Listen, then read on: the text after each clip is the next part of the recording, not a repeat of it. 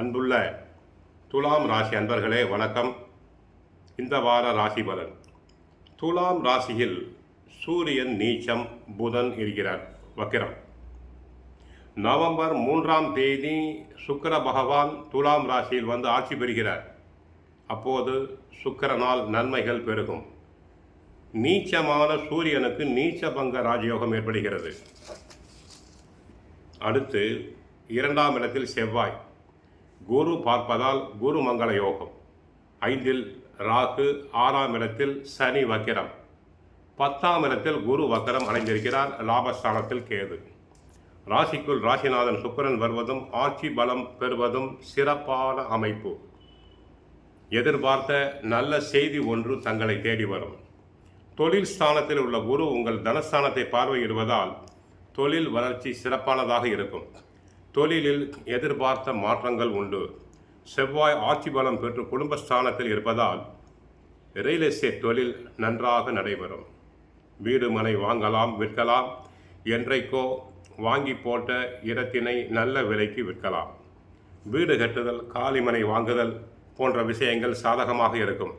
சிலர் புது வீடு கட்டி போக வாய்ப்பு உண்டு. வாக்குஸ்தானத்தில் ஆட்சி பெற்ற கிரகமான செவ்வாய் வலுவாக இருப்பதால் பேச்சில் மிகுந்த கவனம் தேவை. பேச்சில் உஷ்ணம் பறக்கும். வாக்குவாதம் செய்தல் கூடாது.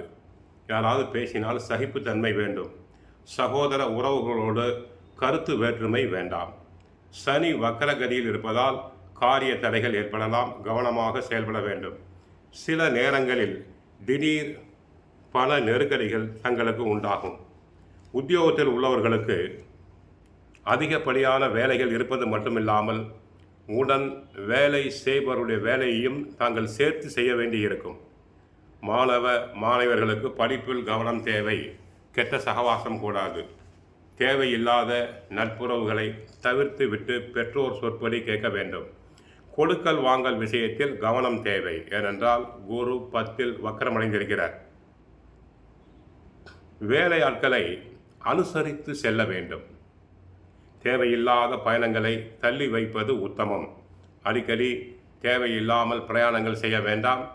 பிரயாணத்தினால் உடலில் அசதி, சோர்வு வரும். உடலில் சிறு சிறு உடல் உபாதைகள் வந்தால் உடனே மருத்துவரிடம் சென்று கவனிக்க வேண்டும்.